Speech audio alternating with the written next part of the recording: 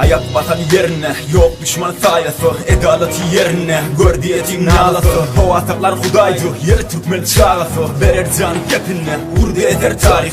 Erkek adı gelse ara, Oğuz Han'ın adı var. Namus için yüreklerin gözlerine zadı var. At üstüne esip yören, gayratlı yaş öpüp yören, yiğitlerin cenk hakkına atlı dağı döküp yören, iş koduna yanıp gören, ok düşmanı atıp ölen, ciğeri var yakıp yören bir Türkmenin yadı var. Pehlivandır, bolsa basan ayak yere lalelen, yat bolup gitmesin kulakları. Neçe gün yan yardan verdi uzaklarda, neçe gün han yan ergezir torpakta. Akdı bir milletim, yakma def sünnetim, Türkmen adı şöhretim, istedilim zilletim, Huday yanı bir yetim. Asıllarım vonzi, aslı şallı vatanım, nesillerim dayancı, genci kelli vatanım. Bereketli çölüm var, kızıl yaşıl gülüm var, mert kahraman ilim var, şiir cuvarlı vatanım. Kanım kokum can vatan, can sana kurban vatan, mıdan sır doğuran vatan, bal doğralı vatanım.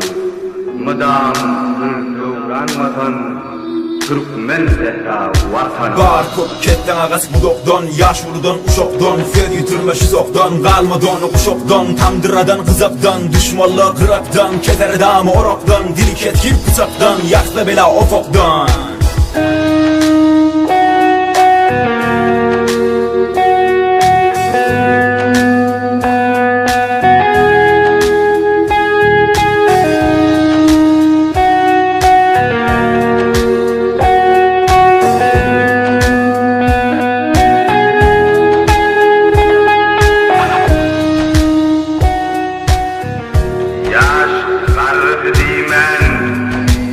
Atanı bayman, hüyerleri tün mihman, açlı nallı vatan. Bakı parla baydağım, baydağımdır aydımım, kırmızı olur giydiğim bal doğralı vatan. Kanım kokum can vatan, can sana kurban vatan, mıdam sır doğuran vatan, bal doğralı vatan. Mıdam sır doğuran vatan, Türkmen zehra vatanım.